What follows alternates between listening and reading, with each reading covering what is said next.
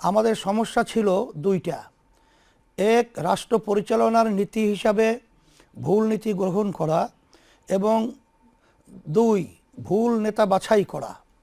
ভুল নীতির কারণে অনেক ভালো নেতাও দেশকে কাঙ্ক্ষিত মানে নিয়ে যেতে পারে নাই। বিসমিল্লাহির রহমানির রহিম। নাহমাদুহু ওয়া নুসাল্লি আলা রাসূলিহিল কারীম, আম্মা বাদ।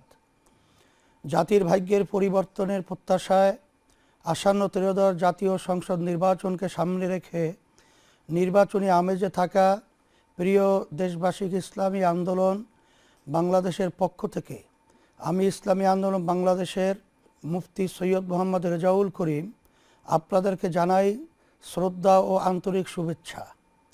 প্রিয় দেশবাসী ভাই ও বোনেরা, শুরুতেই মহান আল্লাহ রাব্বুল আলামিনের দরবারে কৃতজ্ঞতা জানাচ্ছি। ব্রিটিশ বিরোধী সংগ্রাম থেকে শুরু করে ৭১-এর মহান মুক্তিযুদ্ধ এবং মানুষের মুক্তি ও সমৃদ্ধির জন্য সংগঠিত সকল আন্দোলন ও সংগ্রামে অংশ নেয়া জাতির সাহসী সন্তানদের প্রতি আমাদের শ্রদ্ধা নিবেদন করছি। বিশেষ করে শাপলা ও ২৪-এর গণ অভ্যুত্থানের সকল আহত নিহত বীরদের প্রতি আমাদের আন্তরিক শ্রদ্ধা ও ভালোবাসা অর্পণ করছি। ইসলামী আন্দোলন বাংলাদেশ ১৯৮৭ সালে দেশের সর্বধারা শীর্ষ উলামায়ে কেরাম, বুদ্ধিজীবী, শিক্ষাবিদ ও রাজনৈতিক নেতৃবৃন্দর সমন্বয়ে গঠিত একটি প্ল্যাটফর্ম। প্রতিষ্ঠার পর থেকে সকল রাজনৈতিক আন্দোলনে আমরা ছিলাম সম্মুখ সারির দল। দেশ, জাতি ও মানবতার স্বার্থে আমাদের সরব পথচারণায় মুখর ছিল রাজপথ। সর্বশেষ জুলাই গণ অভ্যুত্থানে একমাত্র রাজনৈতিক দল হিসাবে ইসলামী আন্দোলন বাংলাদেশ স্বনামে প্রকাশ্যে রাজপথে লড়াই করেছে। প্রতিষ্ঠাকালে আমাদের দলের নাম ছিল ইসলামী শাসনতন্ত্র আন্দোলন, কারণ সেই ১৯৮৭ সালেই আমাদের অনুধাবনে এটা ছিল যে সংবিধানে দেশ চলছে তা এই দেশের ইতিহাস, ঐতিহ্য ও বোধবিশ্বাসের সাথে সামঞ্জস্যপূর্ণ না। আজকের বাংলাদেশে সবাই একমত যে সংবিধানই প্রধানতম সমস্যা। জুলাই গণ অভ্যুত্থানের মধ্য দিয়ে আমরা সংবিধান সংস্কার সহ রাষ্ট্রের সামগ্রিক সংস্কার করার একটি সুযোগ পেয়েছি। সেই সুযোগে বাস্তবে পরিণত করার জন্য আগামী ১২ তারিখের নির্বাচন তাৎপর্যপূর্ণ। আপনার একটি ভোট মহান স্বাধীনতা ও ২৪শে জুলাই এর প্রত্যাশাকে বাস্তবায়িত করতে সহায়তা করবে ইনশাআল্লাহ। প্রিয় দেশবাসী, স্বাধীনতার পরে ৫৪টি বছর অতিক্রান্ত হয়েছে। এক সাগর রক্ত উৎসর্গ করার পরেও আমরা কাঙ্ক্ষিত সাম্য, মানবিক মর্যাদা ও সামাজিক ন্যায় বিচার পাই নাই। আর্থিক সমৃদ্ধি আসে নাই, নিরাপত্তা নিশ্চিত হয় নাই, বরং দারিদ্রতা, সন্ত্রাস, রাজনৈতিক হানাহানি, অবিচার, সীমাহীন বৈষম্য, বেকারত্ব আমাদের দেশকে কুরে কুরে খেয়েছে। অতীতে যারাই দেশ পরিচালনা করেছে তাদের কেউই এই দায় এড়াতে পারবে না। এখানে ভোটার হিসাবে আমার আপনার দায়ও রয়েছে। ভুল নীতি ও নেতাকে ভোট দেওয়ার মাধ্যমে এর দায় আমাদের উপরেও বর্তায়। প্রিয় দেশবাসী, ভাই ও বোনেরা, আসন্ন ত্রয়োদশ জাতীয় সংসদ নির্বাচনে ইসলামী আন্দোলন বাংলাদেশ এই ভূখণ্ডের মানুষের হাজার বছরের চর্চিত বিশ্বাস ও জীবনাচারের নীতি ইসলামকে রাষ্ট্র পরিচালনার নীতি হিসাবে উপস্থাপন করেছে। শরিয়া কেবলই একটি আইনের নাম নয়, বরং শরিয়া হলো মানুষের বিশ্বাস, জীবনবোধ, সংস্কৃতি, অভ্যাস ও আইনের সমষ্টি। আমরা এই অঞ্চলের অধিকাংশ মানুষ বিশ্বাস হিসাবে, জীবনবোধ হিসাবে এবং সংস্কৃতিতে, অভ্যাসে ইসলামকে ধারণ করি। এখন যদি রাষ্ট্র পরিচালনার মূল নীতিতে ইসলামকে বাস্তবায়ন করতে পারি, তাহলেই বাংলাদেশ তার প্রত্যাশিত সমৃদ্ধি ও লক্ষ্য খুঁজে পাবে ইনশাআল্লাহ। রাষ্ট্র পরিচালনায় ইসলামের মৌলিক নীতিমালার মধ্যে রয়েছে আদালত, ইনসাফ, নাগরিকের স্বার্থের প্রতি সংবেদনশীলতা, দায়বদ্ধতা, সামাজিক নিরাপত্তা, আইনের শাসন এবং সকল ধর্মের মানুষের ধর্মীয় আচার পালনের অধিকার ও সমান সম্মান মর্যাদা প্রদান করা। ইসলামী আন্দোলন বাংলাদেশ রাষ্ট্র ক্ষমতায় গেলে এই মৌলিক নীতিমালার পূর্ণ প্রতিপালন করবে। প্রিয় দেশবাসী, ইসলামী আন্দোলন বাংলাদেশ ত্রয়োদশ জাতীয় সংসদ নির্বাচনে 258 আসনে হাতপাখা প্রতীকে প্রতিদ্বন্দ্বিতা করছে। আপনারা জানেন, প্রচলিত আইন ও বন্দোবস্তের মোকাবেলায় ইসলামী আন্দোলন বাংলাদেশ এদেশের হাজার মানুষের বোধবিশ্বাসের আলোকে ইসলামের নীতিতে দেশ পরিচালনার লক্ষ্য নিয়ে নির্বাচনী প্রচারণা চালিয়ে যাচ্ছে। আপনাদের থেকে যে স্বতঃস্ফূর্ত সাড়া আমরা পাচ্ছি তা আমাদেরকে আপ্লুত করছে। ইনশাআল্লাহ আগামী 12 তারিখ আপনারা হাতপাখা প্রতীকে ভোট দিয়ে আমাদেরকে বিজয় করলে জনপ্রত্যাশার বাংলাদেশ নির্মাণ করব ইনশাআল্লাহ। প্রিয় দেশবাসী, ভোট অর্থ হলো আপনি কাউকে আপনার হয়ে রাষ্ট্র পরিচালনার দায়িত্ব দেয়া। ভোট অর্থ কাউকে রাষ্ট্র পরিচালনায় যোগ্যতর বলে সাক্ষ্য দেয়া। পবিত্র কোরআনে আল্লাহ তাআলা বলেন, মাইয়াশফা শাফাআতান হাসানাতান ইয়াকুল্লাহু নাসিবুম মিনহা অমাইয়াশফা শাফাআতান সাইয়্যাতান ইয়াকুল্লাহু কিফলুম মিনহা ওয়া কানাল্লাহু আলা কুল্লি শাইইন মুকিতা। যে ভালো সুপারিশ করবে তা থেকে তার জন্য একটি অংশ থাকবে এবং যে মন্দ সুপারিশ করবে তার জন্য তা থেকে একটি অংশ থাকবে। সূরা আন-নিসা 85 নম্বর আয়াতে অর্থ খুবই স্পষ্ট। আপনি যদি ভোটের মাধ্যমে কোনো ভালো নীতি ও ব্যক্তির জন্য সুপারিশ করেন তাহলে সেই ভালো নীতি ও ব্যক্তির কৃত ভালো কাজের নেকি আপনি পাবেন।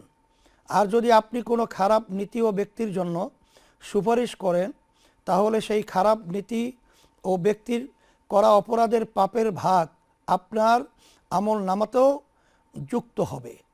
কোনো দুর্নীতি, সন্ত্রাস ও টাকা পাচার না করেও কেবল ভুল জায়গায় ভোট দেওয়ার কারণে আপনার আমল নামায় দুর্নীতি ও সন্ত্রাসের পাপ যুক্ত হতে পারে। তাই ভোট প্রদান কেবল ইহকালীন বিষয় নয়, বরং একই সাথে একটি পরকালীন বিষয়ও বটে। তাই ভোট প্রদানে সতর্ক থাকতে হবে। প্রিয় দেশবাসী, ইসলামী আন্দোলন বাংলাদেশের ইশতিহার জাতির সাথে একটি প্রতিজ্ঞা। আল্লাহর রহমতে এবং আপনাদের সমর্থনে রাষ্ট্র ক্ষমতায় অধিষ্ঠিত হলে এই ইশতিহারের প্রতিটি ধারা বাস্তবায়নে ইসলামী আন্দোলন বাংলাদেশ দৃঢ় প্রতিজ্ঞ থাকবে ইনশাআল্লাহ। ইসলামী আন্দোলন বাংলাদেশের ইশতিহারের শিরোনাম রাখা হয়েছে জনপ্রত্যাশার ইশতিহার। ইশতিহারকে আমরা 3টি অধ্যায়ে উপস্থাপন করছি। রাষ্ট্র গঠনে আমাদের নীতিগত অবস্থান, রাষ্ট্র সংস্কারে আমাদের পরিকল্পনা, খাতভিত্তিক উন্নয়ন পরিকল্পনা এবং মৌলিক ইশতিহার। শিরোনামে 30টি বিষয় তুলে ধরা হয়েছে। প্রিয় দেশবাসী, রাষ্ট্র গঠনে আমরা নীতিগত 8 দফা ঘোষণা করেছি। রাষ্ট্র পরিচালনার সকল ক্ষেত্রে ইসলামের মৌলিক নীতিমালার পরিপালন, ইসলাম প্রচলিত অর্থে ধর্ম বলতে যা বোঝায় তার চেয়েও বিস্তৃত একটি ধারণা। বিশ্বাসের সমষ্টি ও ইবাদতের সাথে ইসলাম জীবন পরিচালনার সকল ক্ষেত্রে সুনির্দিষ্ট নীতিমালা ও নির্দেশনা দেয়।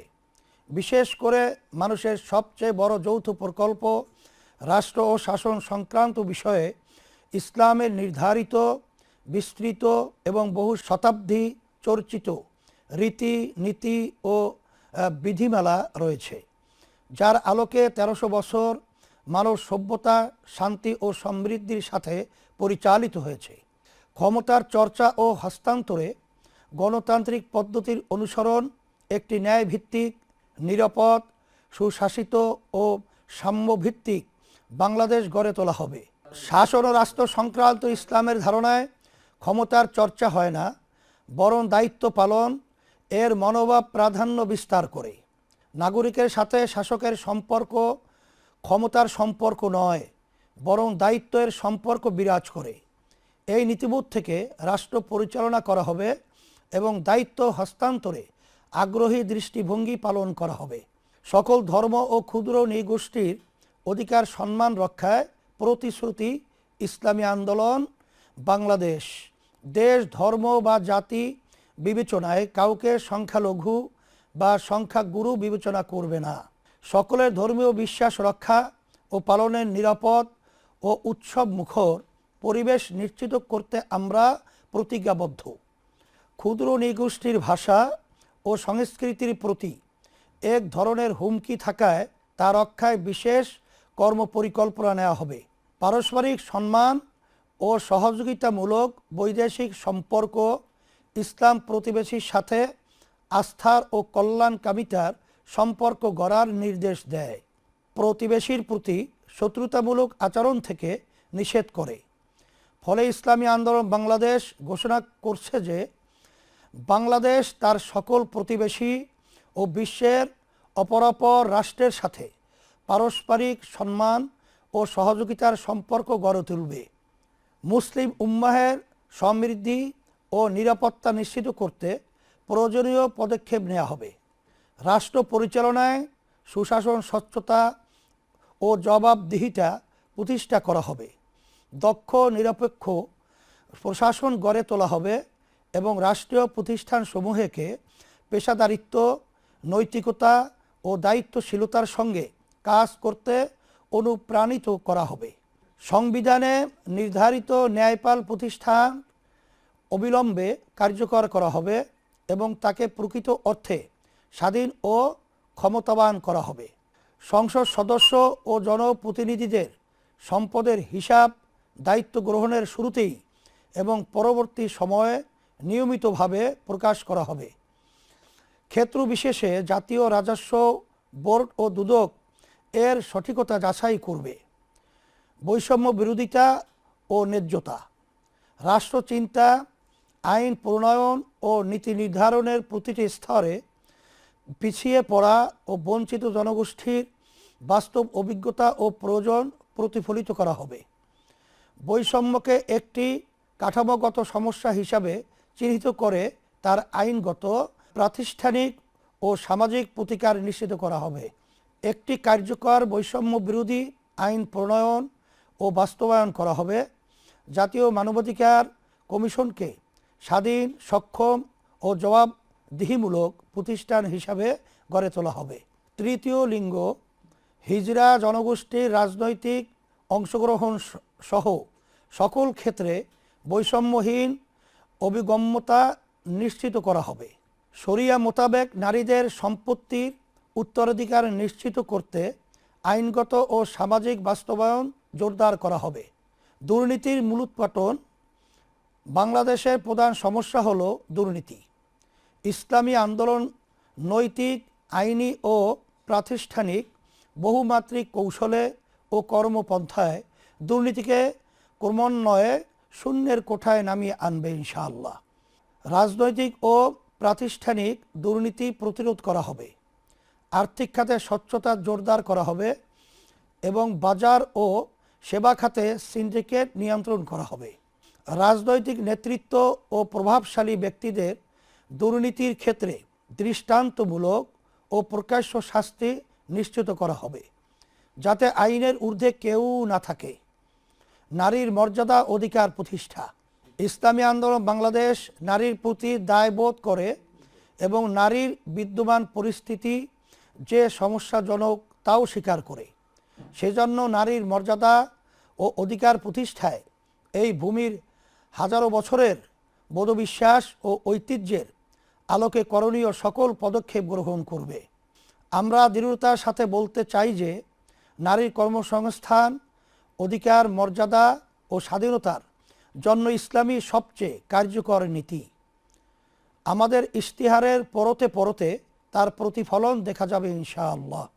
প্রিয় দেশবাসী, ভাই ও বোনেরা, রাষ্ট্র গঠনে ইসলামী আন্দোলন বাংলাদেশ 6 দফা ঘোষণা করছে। 1. মহান মুক্তিযুদ্ধ ও জুলাই গণ অভ্যুত্থানের প্রতি দায়বদ্ধতা। মহান মুক্তিযুদ্ধ ও জুলাই গণ অভ্যুত্থানের প্রত্যাশা পুরো মাত্রায় বাস্তবায়ন করা হবে। 2.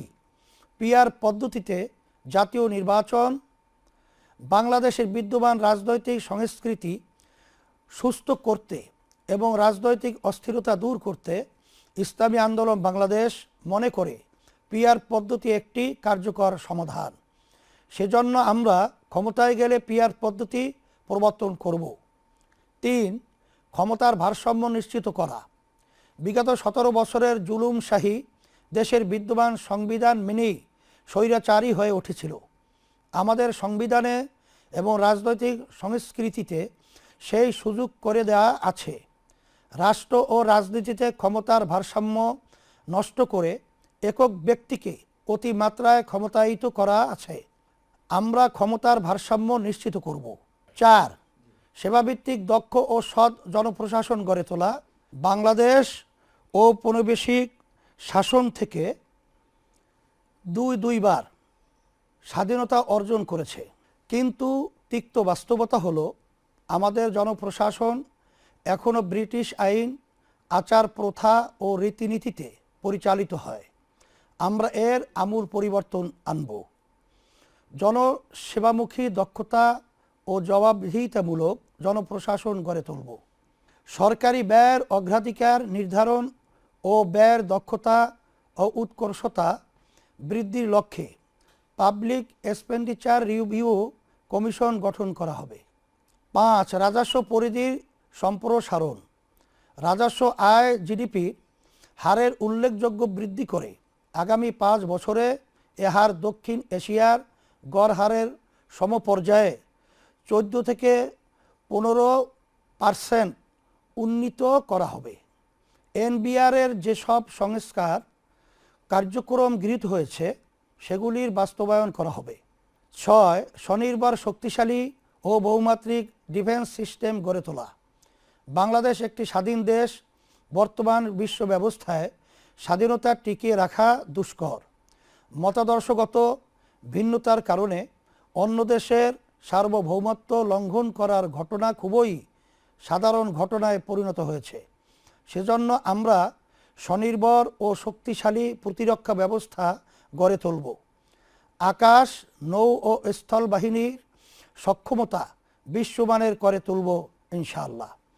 প্রিয় দেশবাসী, ইশতেহারের মৌলিক অংশগুলো একত্রে আপনাদের সামনে তুলে ধরছি। 1. দেশের স্থায়ী শান্তি ও মানবতার সার্বিক মুক্তির লক্ষ্যে রাজনীতিতে গুণগত পরিবর্তন। 2. দুর্নীতি, দুঃশাসন, সন্ত্রাস, চাঁদাবাজি, দখলবাজি, মাদকমুক্ত কল্যাণ রাষ্ট্র প্রতিষ্ঠা। 3. সাম্য, মানবিক মর্যাদা, সুশাসন ও ন্যায় বিচার প্রতিষ্ঠা। 4. রাষ্ট্র পরিচালনায় রাষ্ট্র পরিচালনায় সর্বত্র শরিয়ার প্রাধান্য।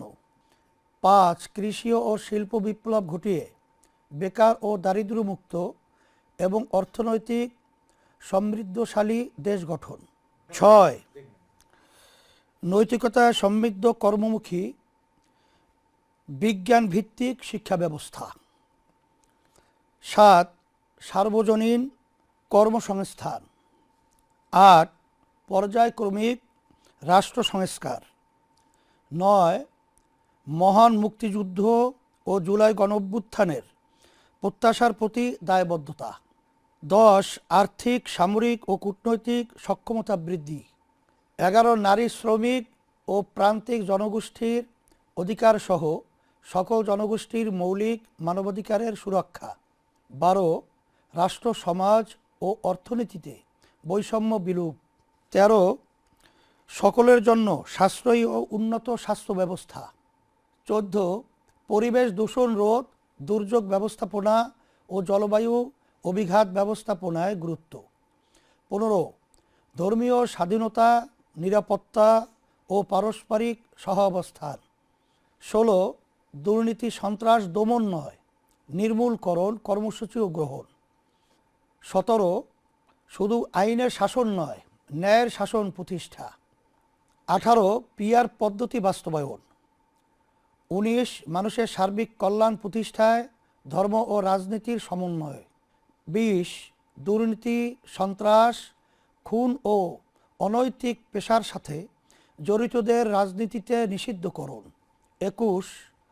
খুন, গুম, মিথ্যা, গায়েবী মামলা, জুলুম, নির্যাতন ও দুঃশাসনের বিলোপ। 22. জনগণের বাক স্বাধীনতা এবং গণমাধ্যমের নিরাপত্তা ও স্বাধীনতা নিশ্চিত করা। 23 নারীদের শুধু সম অধিকার নয়, অগ্রাধিকার প্রতিষ্ঠা করা। 24 শিল্প উদ্যোক্তাদের ঋণ প্রদান, গ্যাস, বিদ্যুৎ, পানি, সুয়ারেজ, আমদানি রপ্তানি কার্যক্রমে ওয়ান স্টপ সার্ভিস কর্মসূচি গ্রহণ। 25 সকল শিক্ষা প্রতিষ্ঠানকে জাতীয়করণ। 26 মৎস্য ও প্রাণী সম্পদ খাতে বিদ্যমান সমস্যা দূর করে এই খাতে বাংলাদেশকে স্বয়ংসম্পূর্ণ ও বৈশ্বিক মানে উন্নীত করা। সড়ককে নিরাপদ করার জন্য প্রয়োজনীয় সকল ব্যবস্থা গ্রহণ। 28 বাংলাদেশকে 15 বছরের মধ্যে উন্নত ও কল্যাণ রাষ্ট্রে পরিণত করা। 29 শ্রমের মর্যাদা ও শ্রমিকের ন্যায্য অধিকার প্রতিষ্ঠা। 30 সরকারি চাকরিজীবীদের জাতীয় পে স্কেল যুগোপযোগী এবং সর্বোচ্চ সম্মানজনক করা হবে। 12 দফা বিশেষ কর্মসূচি। 1 প্রতি মাসে 5,000 টাকা হতদরিদ্র ও ঝুঁকিপূর্ণ জনগোষ্ঠীর জন্য নগদ সহায়তা। 2 প্রাথমিক স্তরের সকল শিক্ষার্থীর জন্য প্রতিদিন একবেলা করে পুষ্টিকর খাবার। 3 18 থেকে 24 বছরের যুবদের জন্য সুদমুক্ত জামানতবিহীন এককালীন ঋণের ব্যবস্থা করা। 4 সার্বজনীন স্বাস্থ্য সুরক্ষা কর্মসূচি বা স্বাস্থ্য কার্ড, ভর্তুকি মূল্যে কৃষি উপকরণ দেয়া ও বিভিন্ন সেবা সহজে পৌঁছাতে কৃষিকার্ড চালু করা। 5 ন্যাশনাল জব পোর্টাল, যেখানে সব পেশার চাকরি প্রার্থীদের জন্য দেশে ও বিদেশে চাকরি খোঁজা, পরামর্শ প্রদান ও প্রশিক্ষণ গ্রহণের সুবিধা থাকবে।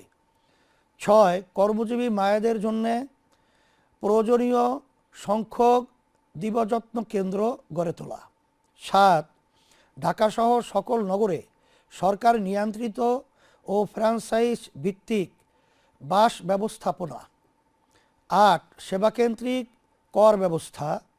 9 সকলের জন্য নির্বিঘ্ন নাগরিক সেবা। 10 নারী পোশাক কর্মীদের জন্য আবাসন ব্যবস্থা। 11 দ্রব্যমূল্য নিয়ন্ত্রণে রাখতে অবৈধ সিন্ডিকেট ভেঙে দেয়া হবে।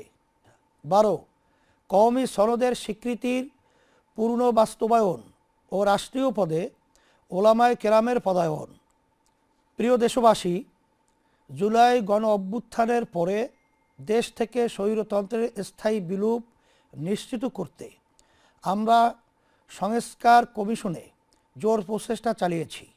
আমাদের প্রত্যাশা পূর্ণ মাত্রায় প্রতিফলিত না হলেও জুলাই সনদ সংস্কারের পথে একটি বড় অগ্রগতি। জুলাই সনদ কোনো দলের বিপক্ষে না, তাই আগামী 12 তারিখে জুলাই সনদের পক্ষে হা ভোট প্রদান করুন। আপনার হা ভোট সংস্কারের কাঙ্ক্ষিত যাত্রাকে অনেক দূর এগিয়ে নিয়ে যাবে ইনশাআল্লাহ। প্রিয় তারুণ্য, তোমরা এবার প্রথম ভোট দিতে যাচ্ছ। তোমাদের প্রথম ভোট দেশ, জাতি ও মানবতার জন্য পরিবর্তনের পক্ষে হোক।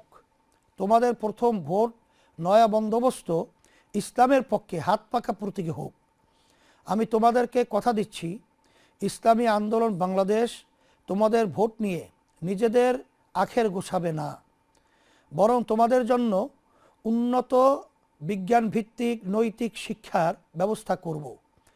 তোমাদের জন্য কর্মসংস্থানের ব্যবস্থা করব এবং বেকারত্ব দূর করব।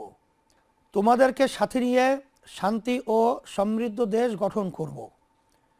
প্রশাসনে কর্মরত প্রিয় সদস্যবৃন্দ, মনে রাখতে হবে আপনারা রাষ্ট্রের সেবায় নিয়োজিত।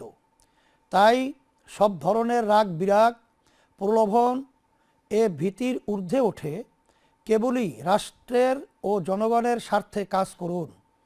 মানুষের বহুদিনের আরাধ্য ভোটাধিকার নিশ্চিত করতে আপনাদের ভূমিকা খুবই তাৎপর্যপূর্ণ। গোটা জাতি আপনাদের প্রতি প্রত্যাশা নিয়ে তাকিয়ে আছে। প্রিয় দেশবাসী, আমি আবারও আপনাদের প্রতি আহ্বান করছি যে 12 ফেব্রুয়ারি 2026 ইংরেজি তারিখে দলে দলে ভোট কেন্দ্রে আসুন।